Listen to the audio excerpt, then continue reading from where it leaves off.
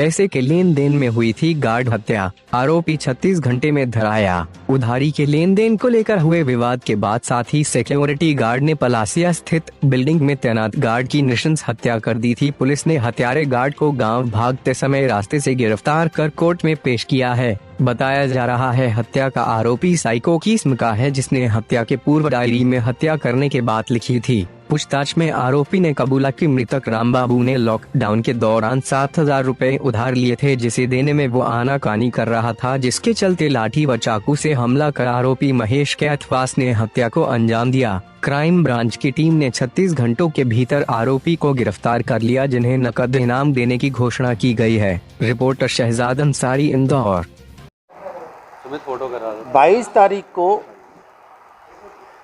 तारीख की शाम को करीब 10 बजे सूचना मिली थी कि थाना पलासिया क्षेत्र में शुभ लाभ अपार्टमेंट में गार्ड के कमरे में एक हत्या हुई है।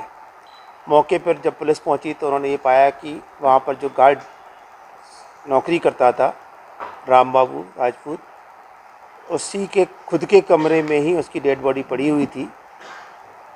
उसके घटनास्थल का निरीक्षण करने से यह समझ में आया कि उसके गले पे किसी तेज़ धारदार हथियार से इंजरी है, बल्कि मतलब इस कदर इंजरी थी कि उसकी वोकल कॉर्ड भी पूरी कट गई थी और पीछे से सिर में भी हथियार मतलब लाठी जैसे हथियार के चोट के निशान थे। मौके की कार्रवाई कर ली गई।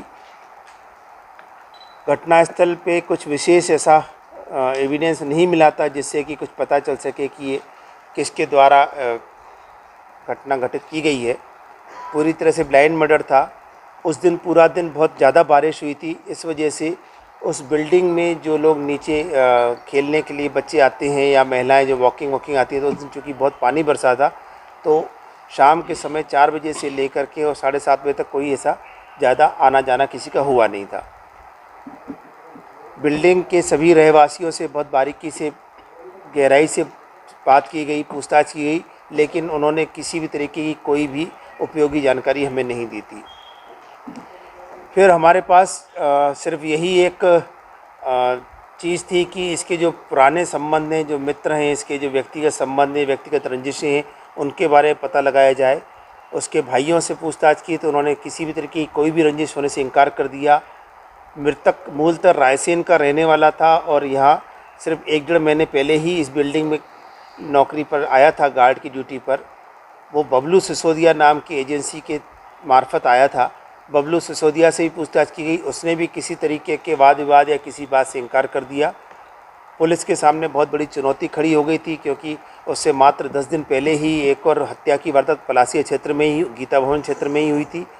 इसलिए इसको बड़ी गंभीरता से लेते हुए वरिष्ठ अधिकारी के मार्गदर्शन में डीआईजी साहब के जो भी निर्देश प्राप्त हुए, उनके पालन में additional SP zone 1 Jayveer Singh Bhadauria और additional SP crime Rajesh Dandotiya को सभी तरीके के प्रयासों को गंभीरता से कराने के लिए उनको निर्देश दिए गए।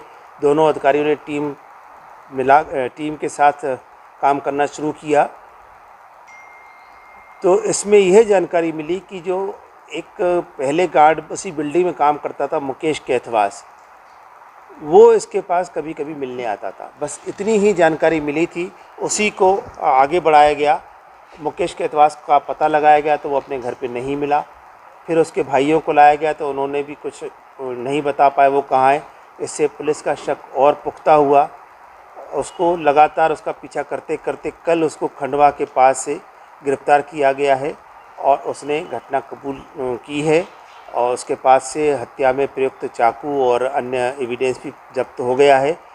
जब उससे यह पूछा गया कि उसने इसकी हत्या का कारण क्या है, क्यों की, तो उसने ये बताया कि उसको 7,000 रुपये से लेने थे उधारी के, और चूँकि लॉकडाउन में वो अपने घर चला गया था, उसकी नौकरी छूट गई थी और उसी की जगह ये नौकरी करने आया था, तो ये चाहता था कि 7,000 रुपये मृतक उसको दे दे।